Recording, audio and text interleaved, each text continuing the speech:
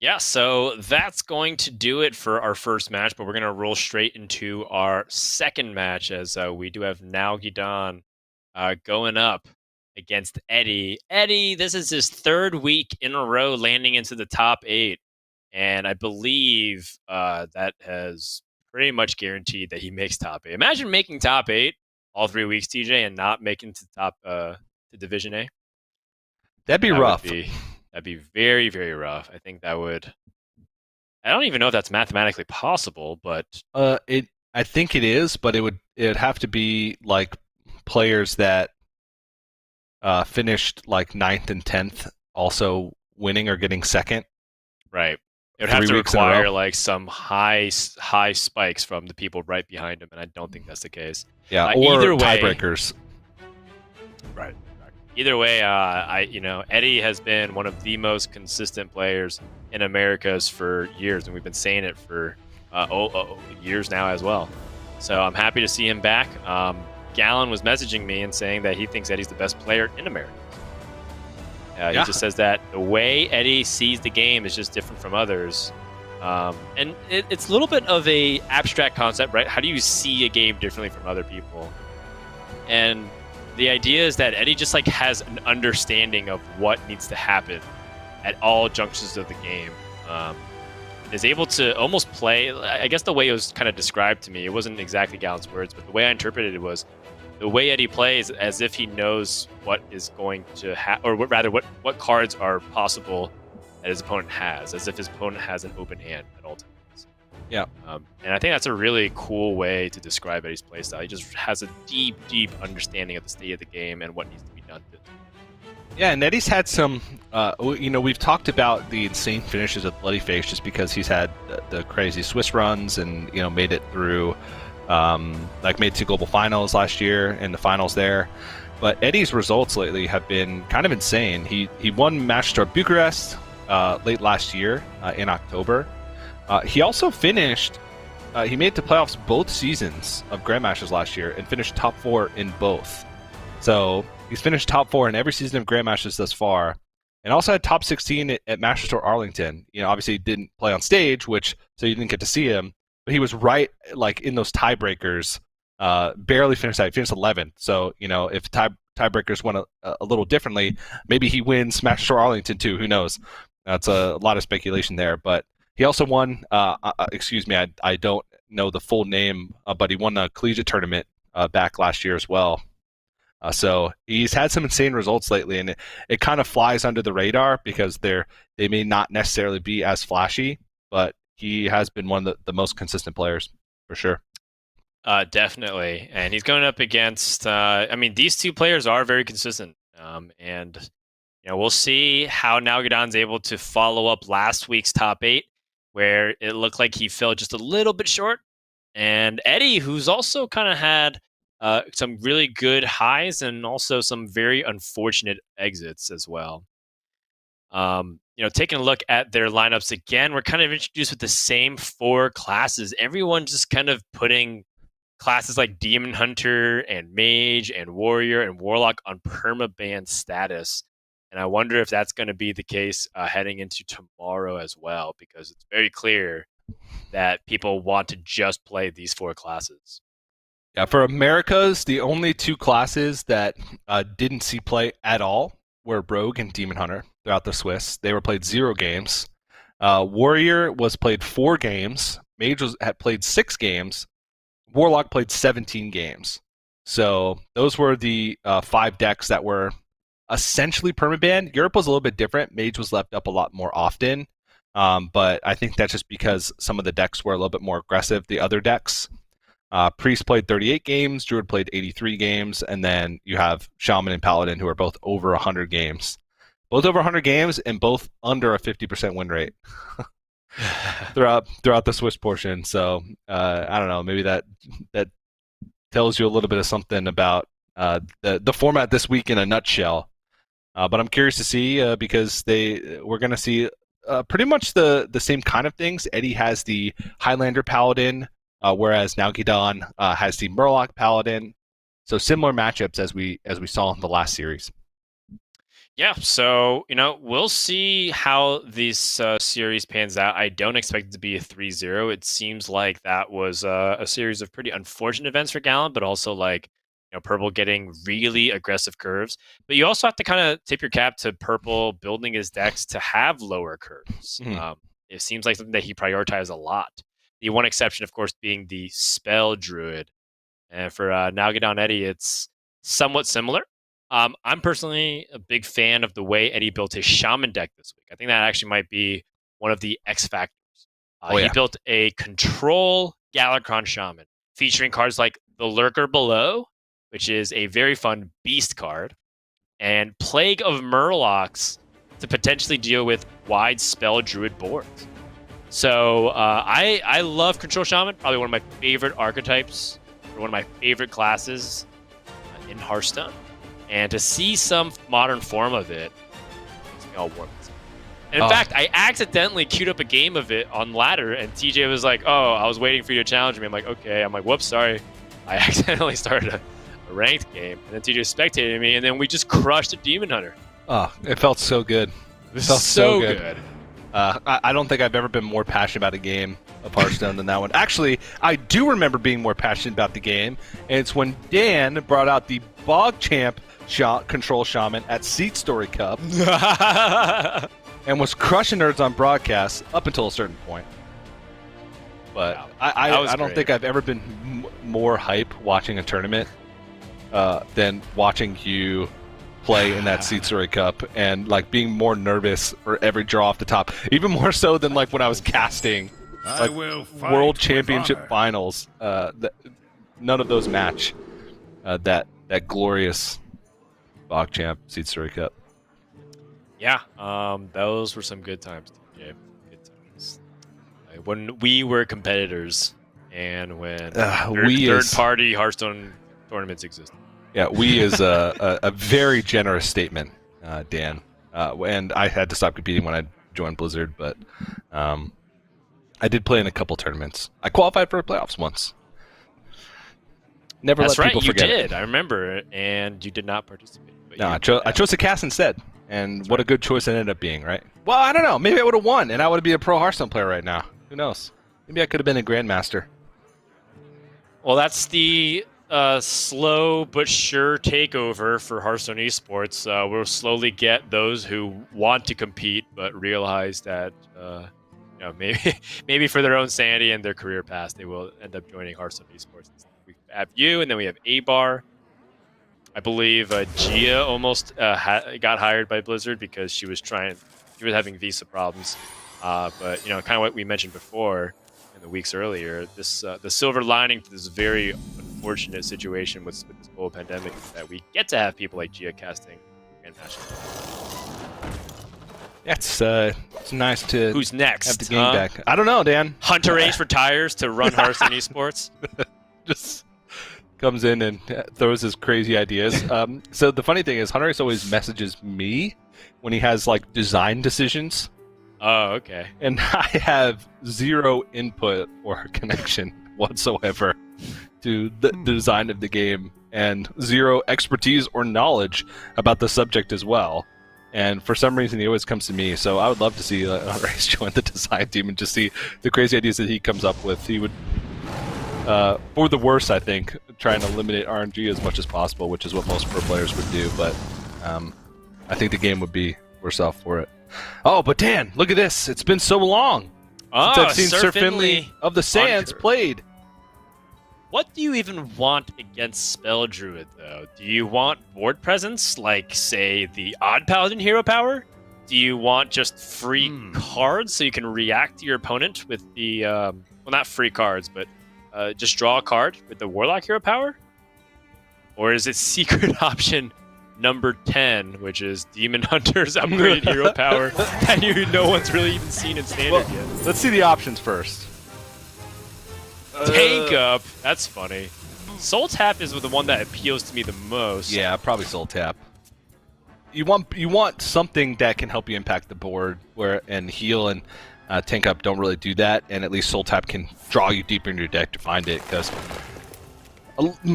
most of the time you have at least some time that makes sense against Druid. It's not often that they just ramp up super quickly and make a crazy board right off the bat. Oh, is he gonna flip this too? Nice. That's fun. That's very fun. Being able to get like just a lot of board presence. And Sir Finley, I mean, maybe he just doesn't die for the rest of this game. And he just chops down Alfurion while riding this sand scarab and holding a 2-inch machete. I don't know. Nalguidan can't really answer this Sir Finley, at least not for a couple turns. Nope. Like, does he remove this Crazed Alchemist because he's just trying to preserve a little bit of HP? It's clear that Eddie's on this aggression plan. I don't know. I think I'd rather have the extra Glowfly Storm, or at least the option for it. That's tough, to be honest. This is always the tougher situations, is when do you dump these spells that could be used to activate. He doesn't have Mount Seller or Kael'thas in hand, so I think he can get away with using the expensive ones. But, like I said, this does make his Glowfly Swarm weaker if he wanted to play it next turn. But if he doesn't want to play it next turn, like you mentioned, it also means that he takes, 4, maybe 6 less damage over the course of however long he's waiting to use that. Shot bot. Yeah, built sturdy board presence, so that way Faceless Corruptor can come out next turn. And actually, incidentally, answers the Glowfly Swarm pretty significantly here from Nalguidan. He's going to go for this Overflow, which falls his way into the hand, and now be perfect 9 cards holding for Nalguidan. Oh, Kael'thas. But no other 0-mana spell picked up. He did use the Bog Beam, and he also used an Innervate earlier on. So he has just the double Iron Bark plus the second Innervate and a Moonfire left in the deck. So still actually, I was like, oh man, he used 2 0-mana spells earlier in the game. He must be running out. No, he's got a lot left. So this is an interesting turn for Eddie. He can choose to... Well, I guess it's just develop the carpet, but I was going to say he can actually put a ton of power on board just with the Faces Corruptor. But I guess the shot bot with the Reborn effect and, the investment into the Magic Carpet is more beneficial. Yeah, now that he has Waste Warden plus the Magic Carpet, I mean, that still answers a big portion of these big Glowfly Swarm boards. Nalguidan does have the Kael'thas, but I think in the back of his mind he's a little bit intimidated here. Yeah. So the cards he'd be worried about, obviously the Waste Warden, which is in hand for Eddie. Also be worried about the Zephyrus from Eddie's side as well. That's really the only things that he gets super punished by. I guess something like Pharaoh's Blessing could be difficult to deal with, or at least annoying. Because that just make a big minion that he'd have to trade a lot of his stuff into.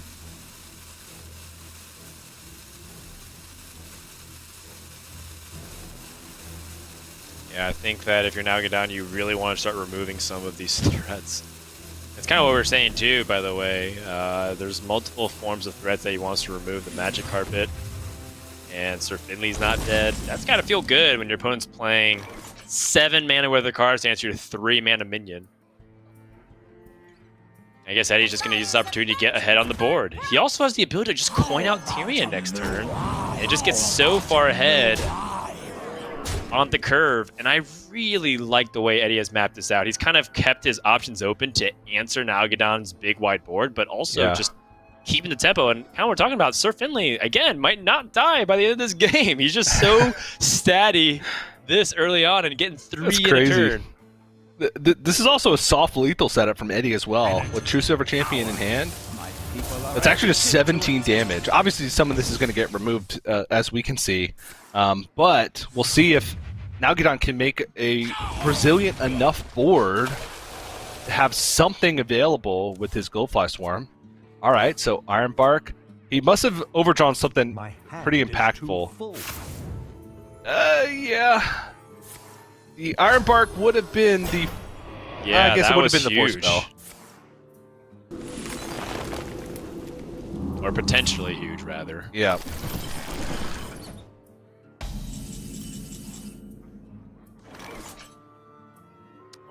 Okay, well. A Waste Warden plus either a tap or a Sand Wasp Queen.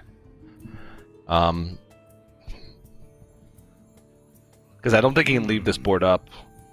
Obviously, he'd have to trade in a lot of all these minions. Actually, no, he can't. Yeah, he can't kill 9. everything. He can't kill everything. So he could go for Libram of Justice here and try and clean up, and then hold the Waste Warden for the next wave of Glowflies.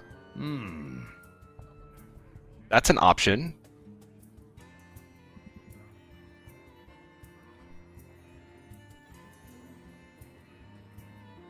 Libram of Justice is unlike Equality in the fact that it only changes the health of enemy minions. So he could take some value trades. But I guess with Overflow's gone, the threat of Kael'thas is not as big because they can't make those insane turns. And this does give Eddie a good amount of board presence going into the next turn to capitalize on Libram of Justice. Right. I mean, that's actually a good point. Libram of Justice might just be the setup for the following turn. But leaving up Kael'thas feels like a pretty easy way to also potentially get punished. Just because Nalguidan will have a bunch of cheap spells, and Eddie's like, of course, waiting for it, waiting to see what happens. Gift of the Wild comes into the hand here. He can do all this. Right. Oh my goodness. So he Glowfly Swarms, and then he could Soul of the Forest, Crystal Power, and Gift of the Wild. Or Moonfire. Right. All of these are possible. Oh, wait! No, he can't do it all. No, he can! He can Crystal Power, then Soul of the Forest, Overgrowth, Excess Mana, Gift of the Wild. Oh, I like it. Using the Overgrowth excess mana. Wait, no, Overgrowth doesn't give you excess mana on 9. Oh, no, it's not. He's on 9 mana. It's a Druid. I just assumed he was on 10 mana. Yeah, so Nalguidan wisely observes that he can't do everything. Still very good, though. Yeah. Pretty dang close. Oh! So wow. Now it's still a little awkward, right? Just a little bit. Mass Dispel here does kind of a crazy amount of board damage reduction here from Nalguidan, and then he still could play Libram afterwards. He in fact could take value trades and then Libram afterwards. Well, he can't Mass Dispel and Libram. Oh, that's 11 mana. You are correct. What else can he get? Can he Libram? No, that doesn't work. I was saying he could Libram first, then coin Zephyrus. It would give Arcane Explosion, and then he could clean up after that. Oh, that's fun. I like that. That is a possibility. Very smart. If he doesn't want to. Right, because that would... Well, if he does go for the Master Spell, he's also cleaning up a big portion of the board, and Kael'thas. And Kael'thas does lose a lot of his damage and his stats and his ability. So he is going for Master Spell. Yeah.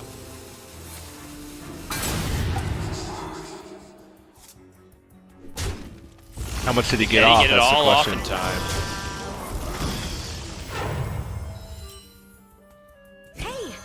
You friend. And did. Wow. All right. Sir Finley must live. So that's very similar to the Arcane Explosion line, except this one leaves him with more of a board because he fit in extra mana for the Sand Wasps and the Beaming Sidekick. So I think Eddie was kind of just debating between those two. But this ended up being better. And now, does Nalguidan's game plan shift? Because he does have Ysera Unleashed, and he only has 2 cards left in deck. Right. So Ysera This is the reload. Yeah. Can hero power down another thing and just kind of force Eddie into a tougher position, but I mean, Eddie knows about that Ysera Unleashed that's inevitably coming. Yeah. And there's also a Savage Roar. That is true. Love the Beast tech. It's a nice little modern innovation to give druids more flexibility in their board impacting abilities. Wait, he used the Saboteur. What? No, maybe I'm wrong. Sorry.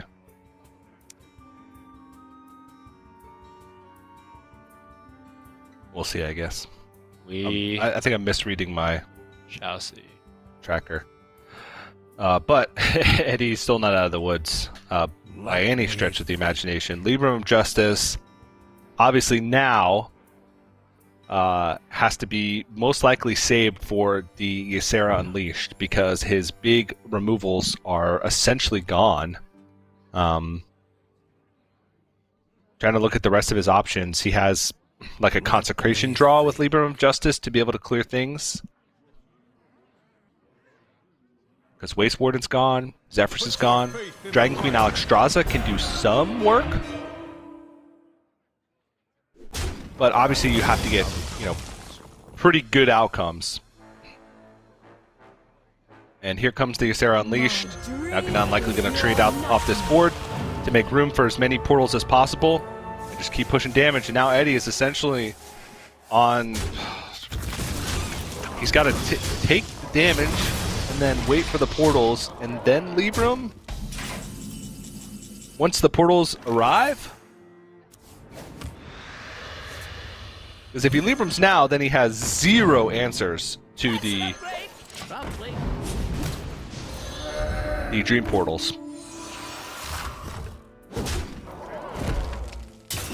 Alright, let's see what's in the box.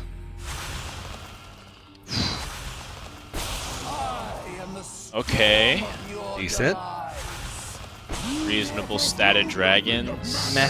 Nothing too impressive, though. Alright, so he had used the Saboteur earlier. I believe he used it on 5 when he... I'm actually not sure. I don't remember.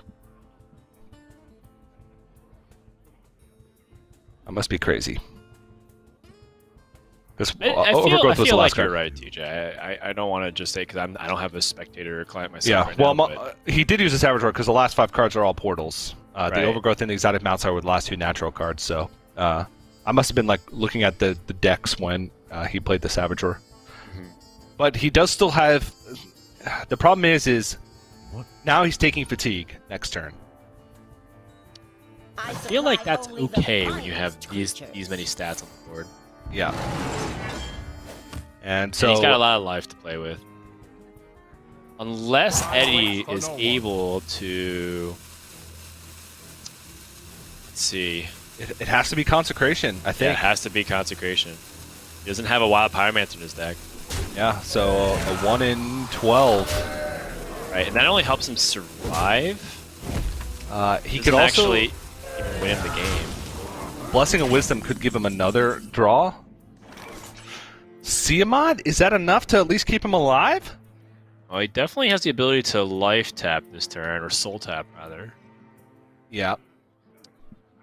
Then I think if Siamat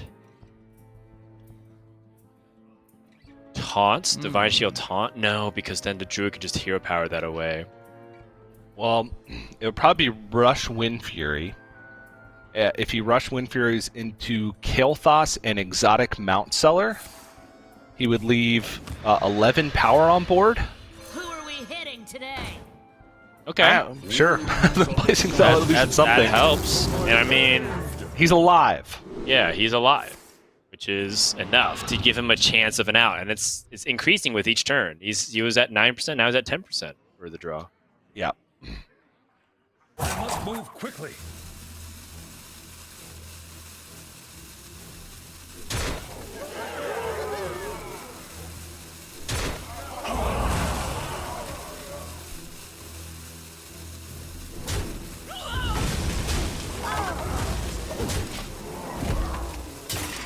All right. Well, last More portals. And they're all portals. Whoa. At this point, boys. it doesn't matter how big these are to Eddie. It doesn't matter at all because he needs Consecration next turn or he loses, essentially.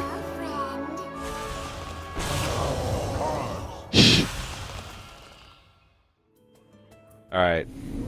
So, I mean, this is it for Nalguidan. If this Yeah. border is removed, he loses the game. So the question becomes: is it worth trading against these minions whatsoever? I don't think so. Pharaoh's Blessing is the only real punish. Blessing of Kings. Is he worried about dying? No, because he has a taunt. Well, if Consecration Libra and Justice comes out, He loses. no, but he loses the Ash. Yeah. He loses the Ashbringer, but he literally has no development. Well, I was wondering if that wasn't just enough damage, because he was at 15, he would take 2, plus the 7, plus the Ashbringer. Yeah. But it doesn't look like it's enough here. Eddie can soul tap for one last card, but that's not going to stop Nalguidan's Druid, his dragon army just marching down the path for victory. Sir wasn't Finley even on the next curve. card. Not enough. Nalguidan takes game 1. Yeah. So I don't know. It's like the answers are few and far between for the Paladin deck. The only turn that you can maybe go back is using the Libram of Justice on the turn where he ended up going for the Waste Warden, and maybe trying to use Waste Warden as a follow-up to the next Glowfly Swarm, because he could have cleared a lot of the board up that turn. He just wouldn't have had board presence behind it. But he left a Kael'thas up, which opened up the huge turn that forced the Zephrys out, that the Zephrys wasn't even, that huge of a swing. Obviously it was a swing because the Master's Bone he got to trade, but it ended up, being punished by it because the Gift of the Wild Soul of Forest in hand for Nalguidan. So I don't necessarily disagree with it, but that's like the only, thing that you could look at in that game that really might have could have helped Eddie hold on to enough resources to swing things back, and maybe even get use out of the Libram of Justice.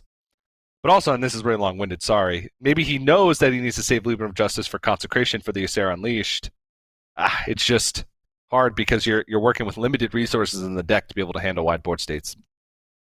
All right, so that's our first game of this best of 5. We're going to take our next break here. When we come back, we're going to continue Eddie versus Nalguidan. The winner will play purple in the winner's match. So stay tuned. You're watching the Hearthstone Grandmasters for Americas, presented by T-Mobile.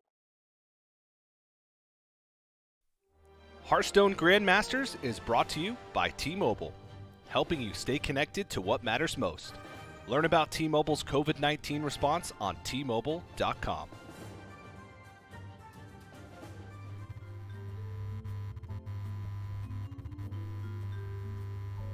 If I would have a t-shirt with only one word and wear it an entire year, I think the word would be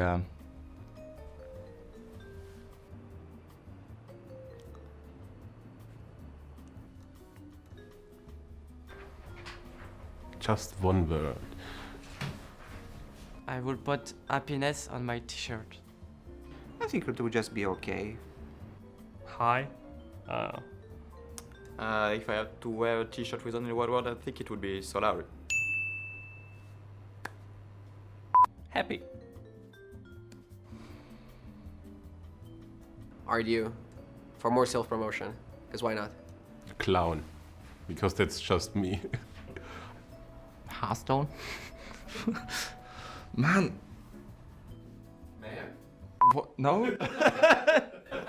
Okay, there we go. That word would be Man. The word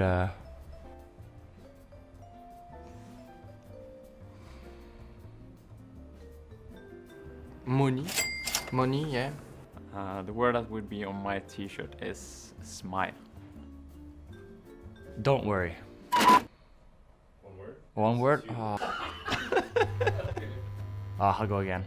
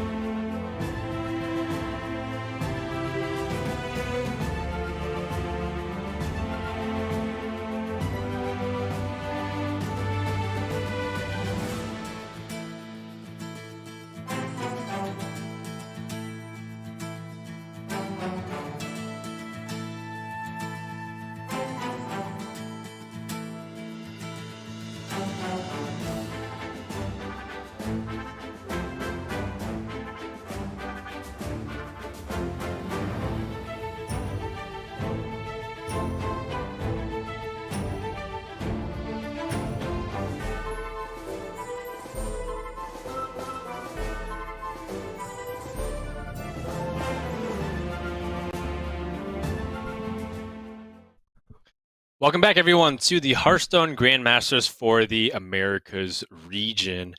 Coming up next, we have game number 2 between Nalguidan and Eddie. A matchup we actually have seen a handful of times throughout the year of Grandmasters and even going into today. But right now, Nalguidan has the edge 1-0 after his spell Druid just narrowly outlasted the Paladin. Because if Paladin cleared all that, that was it. Druid was done, didn't have anything else. So the final all-in, the big push with Ysera Unleashed was enough. And perhaps goes to show you why that card is important for that deck in certain situations. People are like, why are you playing minions when you have like Fungal Fortune? You just risk discarding it. Or it's so expensive, so you're trying to go for like big complicated combo turns and you're trying to free up your hand space for overflow. Why bother keeping a 9-man dragon? Well, you can see how, in late game scenarios, you might need that final reload just to put yourself over the top after your opponent's exhausted all of your first few waves. Honestly, just imagine if Gallon had Ysera Unleashed in almost any of the games he played Druid in the last series. Obviously, that's unfair for him to say because he was playing for different matchups, right? But you can see the power of the card when it gives you that one last push to end the game. But we are going to go into Hunter versus Shaman. This one's probably going to be rough for Eddie. There was quite a significant sample size of this matchup. Now, granted, I'll put the caveat that Eddie's playing a different version of Shaman, but Hunter has a whopping 70% win rate with more than 50 games of sample size in the Swiss portion across all 3 regions. And if you look at Americas specifically, there's a 24-game sample size with an 80% win rate for Hunter against Shaman. So the class matchup is atrocious for Shaman, and Eddie's just hoping that he can make the difference by kind of going against the grain and playing a different Shaman than most players are playing. You kind of highlighted it earlier on in the series, but he is playing more control-oriented variant with the Witch's Brew, with Plague of Murlocs, with Hagatha's Scheme, Earthquakes, Lurker Below, and Walking Fountain, as opposed to the Evolve Galakron Shaman that we saw from Purple earlier. So it's much less about going for big, like these tempo-y board swings with Desert Hare and the Bogspine Knuckles, and it's more about just trying to control the state of the game. But Shaman's control tools are sometimes quite limited. You need usually multiple combinations of spells or time to ramp up in like the case of Hagatha's Scheme, or they severely interrupt your following turns. Earthquake is a very expensive clear. Lightning Storm overloads you if you play it early on in the game. So things do still have to line up with the deck. Oh yeah, and I think that it's definitely a deck that can be very tricky to play because when you commit to things like this Hagatha Scheme, which I 100% agree with from Eddie, but you commit to it and then you're just kind of left defenseless for a while. Part of the trick of these kinds of control decks is you have to be very judicious with when you spend your big sweeping AoE cards and your defensive measures. And this is a Shaman deck that actually does struggle with overload sometimes. It's something that in some of our practice games, I cornered myself because I played an overload card thinking that I still have mana flexibly to respond to my opponent, or in this case TJ's boards, and then I struggled the following turn because TJ was able to load up just enough pressure. Just enough. Wow. All right. Well, interesting. Nalguidan coining out the Varanus. Double the power, double the stars. There was an answer to that with the Walking Fountain. It was not pretty whatsoever. Yeah, it's kind of expensive too. Yeah, very expensive, especially considering that Walking Fountain, especially the 5-mana one that he picked up off the far site, is going to be a massive stabilization tool. Right. And but one of the other things about this deck is I think it still relies on the Galakron to get it back in the game a lot of times. So getting the 6 mana out of the way on curve for the Corrupt Elementalist, while you can, is obviously beneficial. And Eddie trades in 1. This allows him to have the option of Walking Fountain next turn if he needs it. Ooh. This is so close to being the most juicy lurker below. Oof. Does he want to take 7? With the Well, this Shield of first walking Galakrond? fountain seems entirely reasonable to me. You can actually clear off the board this way. With walking fountain and Stormbringer or Stormforge Axe rather. Yeah. That's one possibility. He finds a Shield of Galakrond. He could instead use the. Oh my!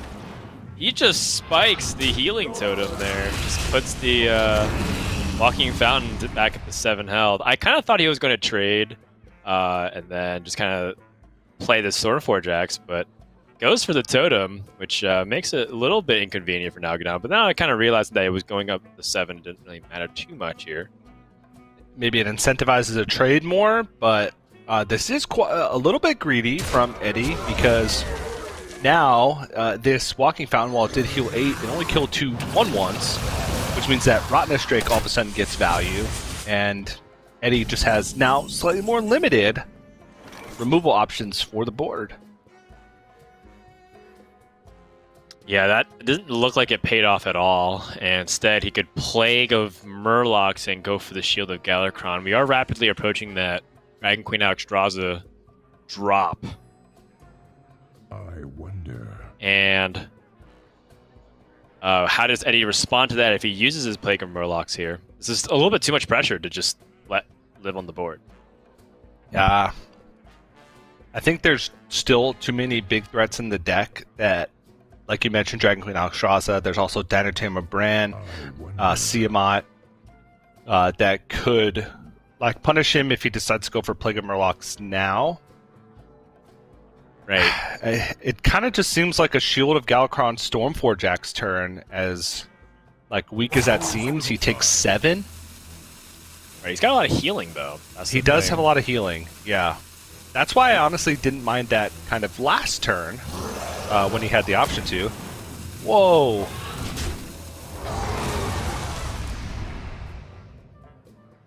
Interesting. Still not attacking into the Rottenness Drake, and now Nalguidan has yet another punish. So Eddie is playing around. He's playing around some cards and getting punished by others. That's kind of the summary of what's happening right now. And it's difficult because in a Highlander deck, there's so many ways you can get punished. Yeah. One of the things that Plague of Murlocs also can do with this deck is you could Plague of Murlocs into Lurker Below sometimes. I think that's exactly what he's banking on. Yeah. He anticipates that Nalguidan eventually will play cards like Dynatamer Bran.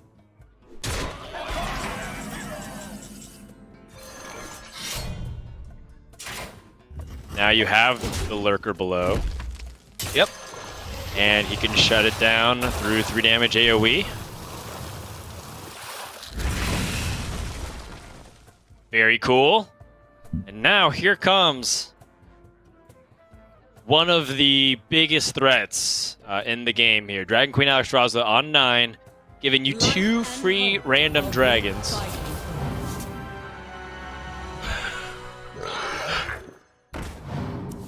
Yeah, these are decent ones. Obviously, the power level could be much higher, but right, I'll take them.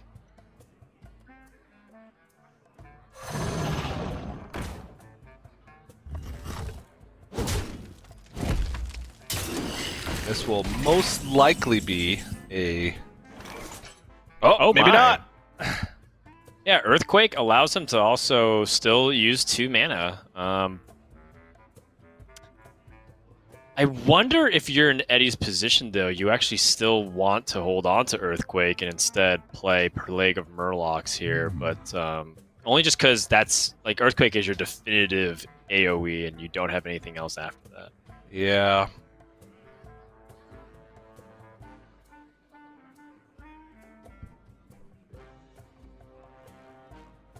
This is kind of the difficulty of Control Shaman. It's just that their stuff is so expensive. And while things can serve similar purposes, they're used in a much different way. And now, Plague of Murlocs, not necessarily stranded, but that was just about this much power, and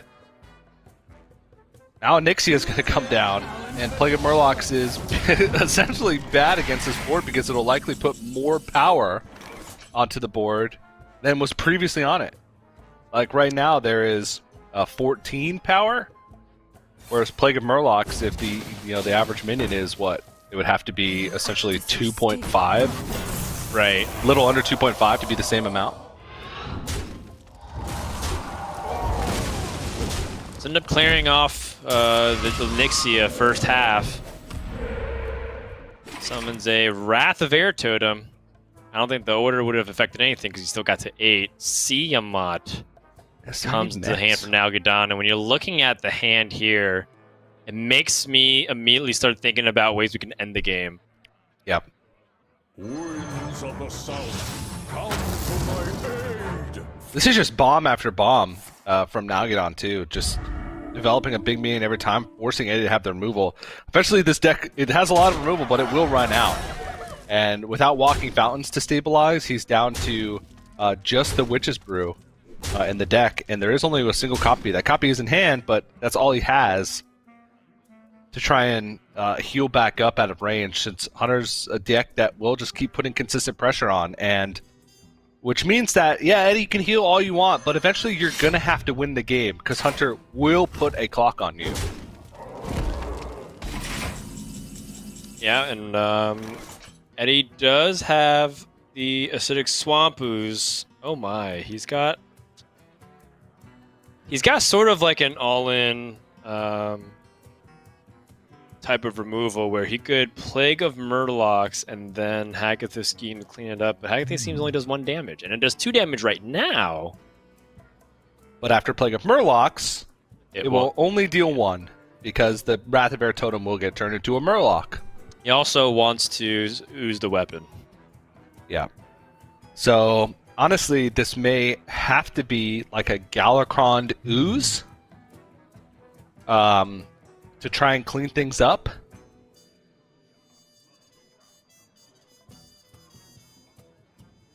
Because that's really the only way he can deal with this Siamat. Yeah, I'm looking to see if there's any mech to be drawn with Ursatron. I don't think there is. No, there's no mech. Oh, wow. Okay. Says if you got Tiny Tamer Brand, you got me, but definitely going to shut down that weapon.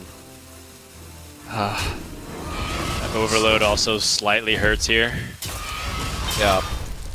So he healed for 12, and there's 9 damage on board. So nearly all of the healing negated.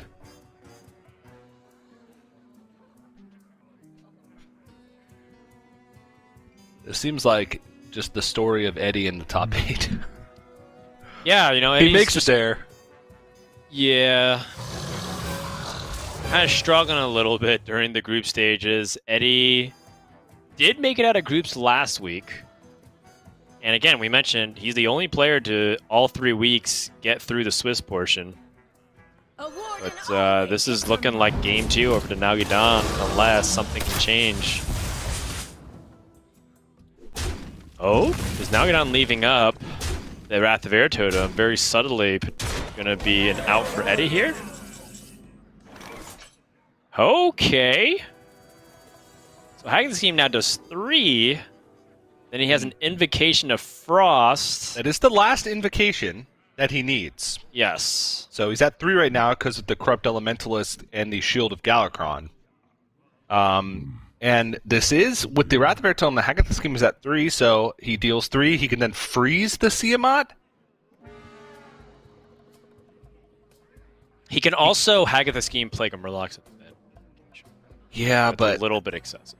Yeah, and if you get a couple of 3 health Murlocs or more, then you're essentially Well, I was dead. saying you would wipe the board first and then try to mutate that, but it seems like Eddie's just going to go for Galakron the now, Galakron okay. itself. because it's the most amount of stats and board presence right here. Yeah. But you know, Nalguidan has the Driving Griffin. So the Driving Griffin will draw the Zixer Prime, but he doesn't have enough mana to play it.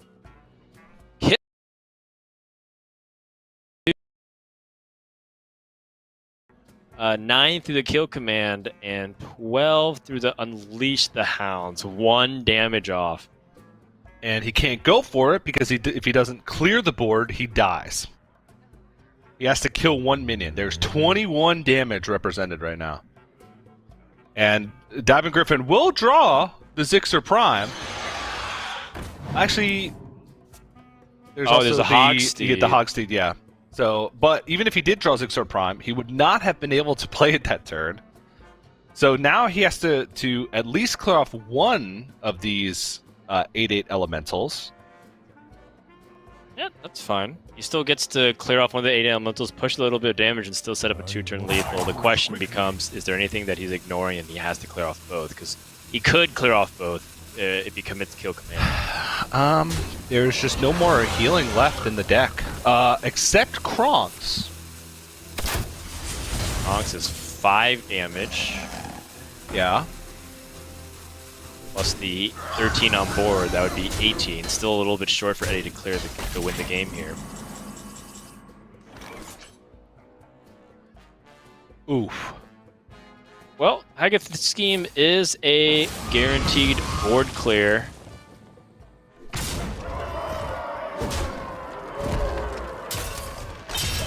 And Nalguidan's 1 damage off now? It's 1 damage off lethal because he killed off his own totem. And the 8/8 is still up. So he has to kill the 8/8 if he doesn't draw damage. Oh, there you go. Yep, that's wow. Hunter right there. Yeah. Oh man, this deck looks so cool from Eddie, but in the end, he almost got there too. Oh, jeez. Told if he ya. didn't draw damage, there's how many cards in his deck drew damage? a decent amount actually. Yeah, actually, a good amount. Because he either had to draw damage, direct damage, or just some way to clear off the minions. Right. So there was Dragonbane. Yep, Dragonbane. I believe Zixer Prime. Yeah, Zixer Prime would have helped clear off stuff. He had like tracking for a wash. He had Zephyrus still. Zephyrus. There's a lot of stuff that he could have drawn. It's just that was of course the flashiest, getting Diamond Tamer Bran off the top. And I was telling you that somehow, some way, Highlander Hunter always finds the time to draw Bran and in opportune moments. Right when they need it. Yes, right when they need it, either on curve or for the exact damage. Granted, Nalguidan could have drawn that 3 turns earlier, and that would also have been right when he needed it. So fair enough. It just but so it was more happens dramatic that, this way. Yeah, it's just more dramatic because this it way. looked like Eddie was going to swing. Eddie was 1 turn away from winning if he didn't do that, and then Eddie didn't have draws to win off the top. In fact, he just kind of had some mediocre stuff. As you saw, he draw Stormforge Axe. He was likely to draw Hungry Crabs at that point. He would have to specifically draw Kronks in order to win the game. Mm-hmm. Yep. And even then, like Kronks would have been 1 damage off if his elemental was removed. So I guess he may have been able to put like an 8/8 taunt in the way, and that would have blocked a lot of things as well. But not like Hero Power Beast Kill Command, which is what Nalguidan would have had. So a dramatic finish, but one that I think Nalguidan still wins from that position a good amount of times. A lot of draws in this deck would have gotten the job done, or at least bought him enough time to whittle him down with the hero power since he was essentially out of healing. But it also just feels bad for Eddie because you have to feel so close and kind of have a read that the hand is a little bit dead or very situational.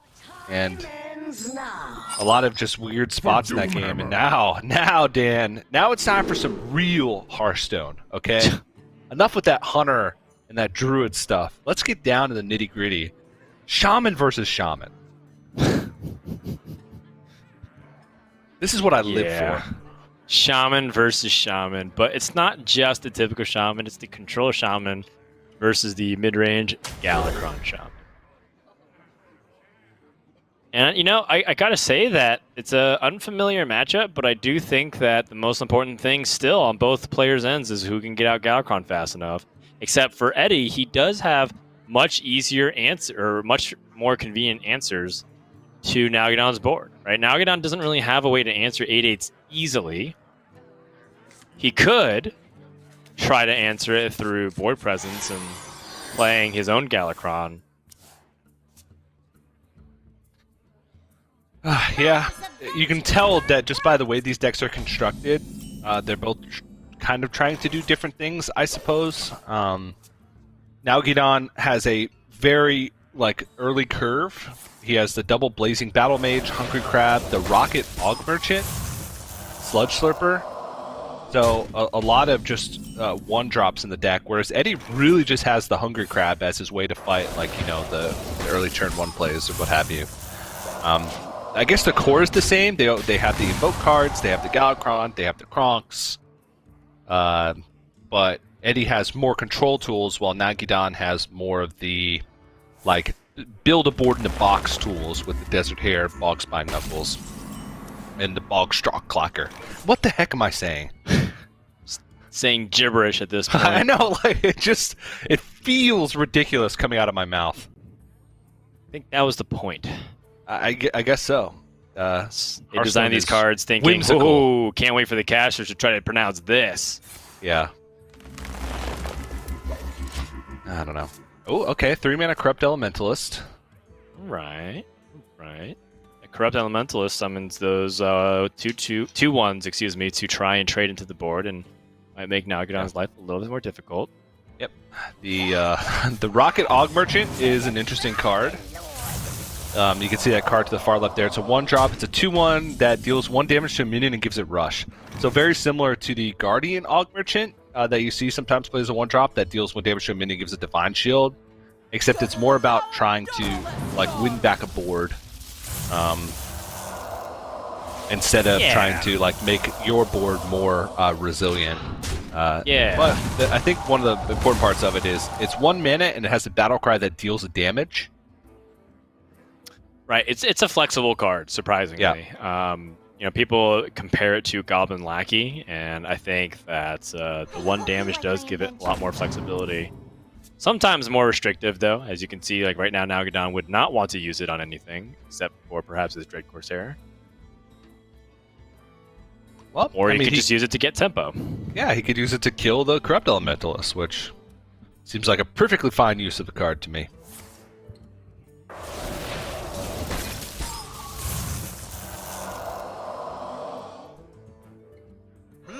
I suppose this is one of the things that Nalguidan's afforded the luxury of, is leaving up minions. Because Eddie doesn't have the Evolve package with the Clacker and the Knuckles. So it means that he's perfectly fine just leaving up a minion, a high-cost, low-statted minion, and just playing for board tension that way. But, obviously there's things like Lurker Below, which is not always at the forefront of your mind, which can punish you. That's pretty cool, though. That is pretty cool. That Lurker Below, situationally, has been very good. Yeah. For Eddie, hasn't won him the game, clearly, but still very solid. Shield of Galakron, another Invoke, which I believe puts Eddie at 4 invocations, and that means Kronks will guarantee get a fully invoked Galakron into his hand. Yeah. Which I'm just playing Kronks now, and then jamming a fully invoked Galakron next turn. Because one of the things that Nalguidan doesn't have in his deck is a way to win back the board. He does not have the Earthquake. Is it fully invoked right now? I thought it was. Oh, okay. It's fully invoked right now. Yeah. That was one. Yeah. He had the Invocation of Frost. He has a Corrupt Elemental on the board. Is there another one? Maybe my counter is counting both. I was under the impression it'd be one off. Otherwise, yes. No, maybe you're right. I would have jammed the Shield of Galakron. You're right. My deck tracker says 4, but I think it might be counting both players since I'm spectating both players. That's weird. About to find out, though. Yeah, it's not. Huh? That's weird. There's the little Galakron icon with a 4 in there. The dragon token on the board. Yeah, weird. Shout out to HS Replay. Always lets me alt-tab and AFK and then come back and see how many invocations my opponent has. Mm-hmm. Before he inevitably draws 4 cards. doesn't work 100% correctly if you're spectating both players and you're not using it for its intended function of just playing by yourself. Right. Because it counts both players and defense. it caps at 4. So it just counted both players' invocations. That's weird. But both players have Galakron now, and now Nalguidan does have a fully invoked Galakron because he's played both Invocation of Frost, the Maniac, Right. and the Shield of Galakron. So his 4 is actually correct, and he will be able to play it on curve. Right. And so Eddie knows that. How does he respond? He can just clear off the board here. He who plays Galakron first loses. Supposedly, yes. At least in Shaman. I mean, it's in the mirror that is very much the case. This is not a true mirror. Yeah, and it's not that case because you basically just negate the 8/8s. And if you play Galakron first and you get to value trade, like in this instance, you kind of force your opponent to play their Galakron too, or else they're going to take the 16. So, Oh, yeah. You know, we often use the word tempo very flexibly in Hearthstone, but this is very much the traditional way that tempo has been kind of created in chess, where, you know, you kind of force your opponent to respond in a way and they're just one move behind. But as you were mentioning, there are ways that you could... Oh, wait, hold on. Does he He's take... thinking about using his face, isn't he? I think you do. He's going to use his weapon to He's trade got Witch's into Brew that in hand. 8/5. He's got Walking Fountains in his deck. Shaman doesn't have direct damage. I'm looking at direct damage. It's Bogspine Knuckles. That's it. Bogspine Knuckles. And anything that you may evolve into. Right. Which, you know, could be anything, right? You evolve Desert Hare, you get 3 Corcoran Elites, sure. And I like what you said. It's not easy for Nalguidan to even clear it, let alone punish him. Okay. Well, I mean, this goes to show that Eddie thinks he wins the long game. Right. And after some very high praise from his peers that we were kind of talking about, you know, we were saying how Eddie he's so good at recognizing the state of the game and whether or not he needs to be able to play in a certain line aggressively or defensively seems to work out. Nalguidan with an evolve doesn't really hit a significantly powerful minion. Swamp Queen Hagatha is powered in her battle cry. And I think like Eddie is like evaluating like, okay, I'm at 17 life. If I took that 8, I would be at 9. That's definitely scary territory. So yep. I think it's fine. And you also look at the resource advantage. Eddie's clearly gonna be okay. Yep. Ton of removal in hand. Both Earthquakes, both Lightning Storms. Yeah, I like an Earthquake here. I don't feel the need to use this weapon to trade into anything at the moment. Nalguidan does not have weapon removal in his deck. Does have Murloc removal in his deck, though. Hungry Crab. It just feels like such a dead draw in this position. And it totally is. He essentially needs the Bogstrap Clacker or the Knuckles. Maybe Kronks could help him, but this one's going to be tough. Yeah, this is a lip to the finish line. Eddie really can't win, but he can really stop everything that Nalguidan does. This is a pretty good opportunity for Eddie to also potentially spend cards like Witch's Brew to just heal, or he could also just develop proactively, like Lightning Storm, and the Portal is good enough to clear off most of the board. Doesn't even have to necessarily do that. He can just use his hero power.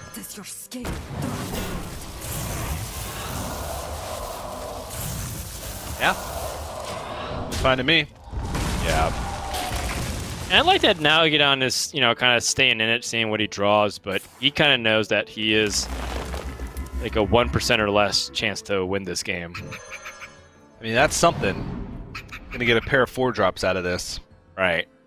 But it might just die with what's on board. Yeah.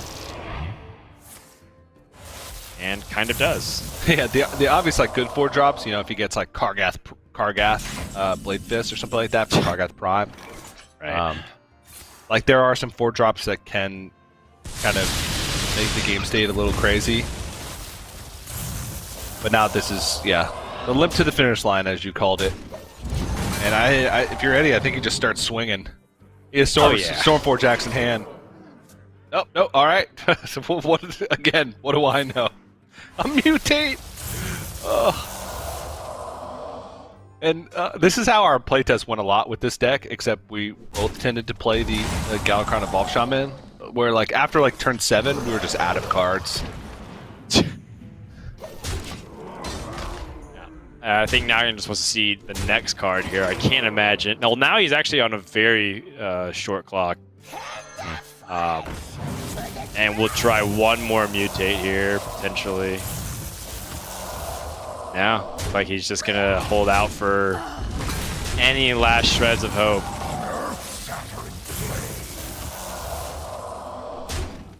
There we go. Finally, he swings. Nice. That's all I wanted out of this game. Oh, here we go.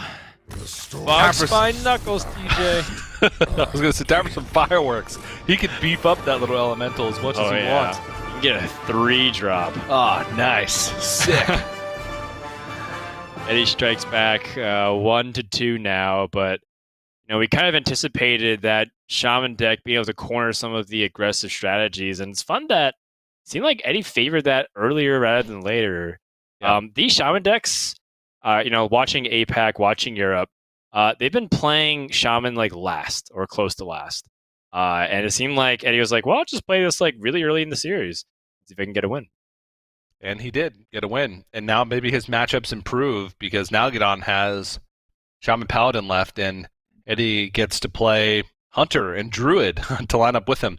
Druid may not be the best one because Druid, like a lot of players are wondering, or a lot of viewers are wondering, like why Druid is like making it through all these ban phases when it was one of the most popular classes in week 1 and 2. But the metagame shifted, and Druid is actually one of the lowest win rate classes, despite it being one of the highest win rate classes previously, even though it's going up against weaker decks, theoretically weaker decks.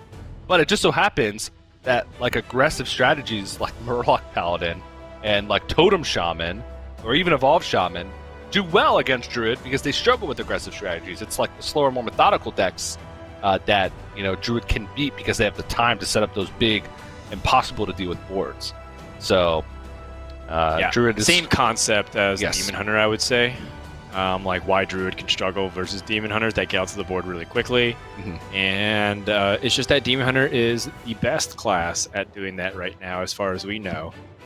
And, Druid, if it struggles against other aggression in general, perhaps the other decks which are not as fast, but still pretty fast for Druid to handle, can give Druid fits.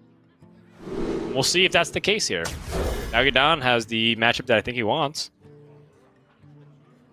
Let's see what happens. Well, I like the Bog Spine Knuckles. I love the box. Nalguidan likes everything. Yeah, that's what I was kind of wondering. I was looking at the hand saying, it doesn't seem bad as a 4-keep. You obviously want the Battle Mage for the 1-drop, and you want the Bog Spine Knuckles and the Dread Corsair as a combination, because then you get immediate 5-drop to play it. Yeah. Then the only questionable was the Bog Straw Clacker. But just having a 3-mana 3/3 seems okay. Well, I mean, it's also like something you can play on curve because you can totem at the worst case scenario and then play the Clacker. Ooh. Or perhaps Novice Engineer. If Nalguidan really wants to invest the tempo, though, he could try to go for 0/2 totem, but I like this better. Yep. Bees! Yes. And The old bees into Power of the Wild play. Yes, but it doesn't stop the Clacker. Doesn't stop the Clacker, but I think that's one of the reasons why he decided to kill off the Novice Engineer, because the 1/1 to 3/3 is a much bigger jump than 2/2 to a 2-drop. Right. But he did have an option Oh. because it healed it for 1 essentially. Right. He could go again. He could mutate. And honestly, mutate's like totally fine because he wants to keep his board strong for the Bonk Spine Knuckles. Oh, That's much stronger than Never Set Thrasher. nice. Very well statted, and the damage doesn't really matter to Shaman right now. Bog Beam does come to the hand. That should clear off the 4/5, but he can't clear off everything right now, and that's what's scary. So many bog cards. Bog Beam, Bog Strock Clacker, Bog Spine Knuckles. Bog Creeper. If only. But Bog Spine Knuckles has 2 Gs. But Bog Beam and Bog Strock Clacker only have 1 G. What's the significance of the second G? How good it is. Or accidentally holding on the G key for a little bit too long. I am not exactly sure, and I think that I'm sure that someone could correct this. I'm gonna get to the bottom of this. Yes, this is the kind of hard-hitting questions and investigative journalism we need, TJ. Oh, drawing a card. Not even going to answer the Thrasher onto the board here.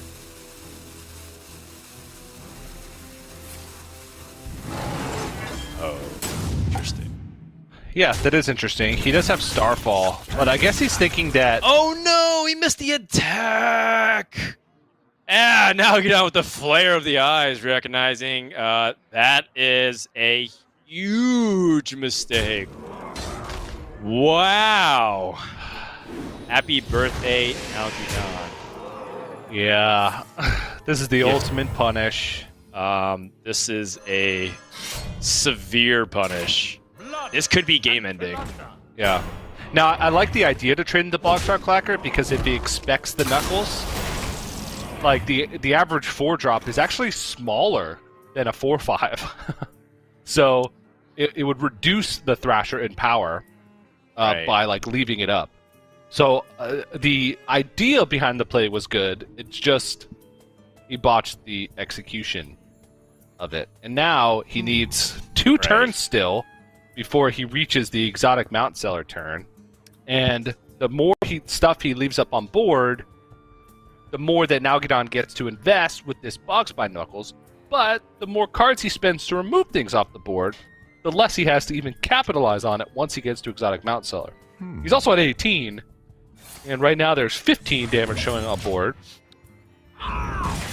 Yeah, what a difference that makes. It's exactly what you said. The Never Set Thrasher turned into a Frenzy Fellwing. And it went from a 4/5 to a 3/2. And imagine that 3/5 taunt minion not existing. There would just be a Frenzy Fellwing. And that sounds like a much more reasonable set of pressure. Yeah. Oh, he wants to evolve after. He wants to Bogstar Clacker afterwards just to see what he wants. And he's going to evolve one more time. Ooh! He somehow made his board worse. Granted, that was the safer way to do it, since he, if he got Doomsayer from the totem, for instance, he could have evolved it afterwards.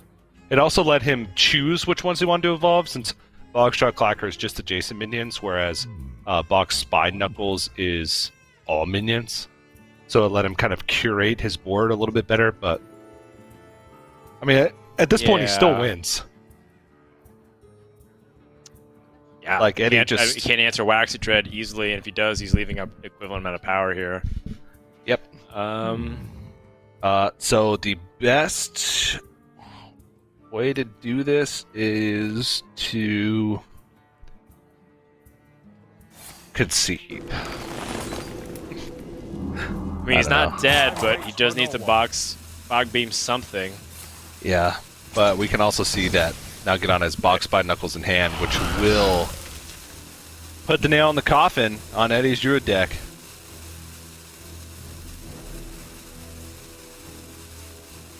Yeah, goes up to 14, and Nalguidan with a little fist pump, recognizing that he was gifted a very generous game number 4 on a silver platter. And And that'll be the end of this series. A very uncharacteristic mistake of Eddie, but to be quite frank, I actually don't really see Eddie making too many macro mistakes.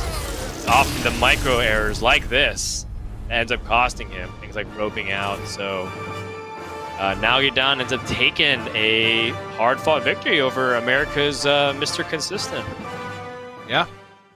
Move on to the winners match of Group A, which will happen, I believe, next. I believe we do the winners match first before we go down to the lower bracket and fight that out. But you can see the power level of that sort of evolved Shaman deck. It does have some moments where it can feel like it snowballs. If you can't remove everything off the board, then you have the potential of getting swung with the Bogspine Knuckles, and that's the curve right there that you're looking for that Nalguidan had. And maybe that game looks a little differently if Eddie gets the attack off on that Bogspine Clacker. There's one less 4-drop, then there's one less 5-drop. So it's a little bit rough to see that, but Eddie's not out yet. He'll move down to the lower bracket to face Gallon a little bit later, and Nalguidan will go up against Purple, who had a dominating victory over Gallon earlier on today. Yep, so that brings us to the dawn of our third match. Purple versus Nalguidan, and then Gallon and Eddie will be playing for survival. But that takes us to our next break. So when we come back, we're going to get that winners matches started with Nalguidan versus Purple. So don't go anywhere. When we come back, more Hearthstone Grandmasters action for the Americas region presented by T-Mobile.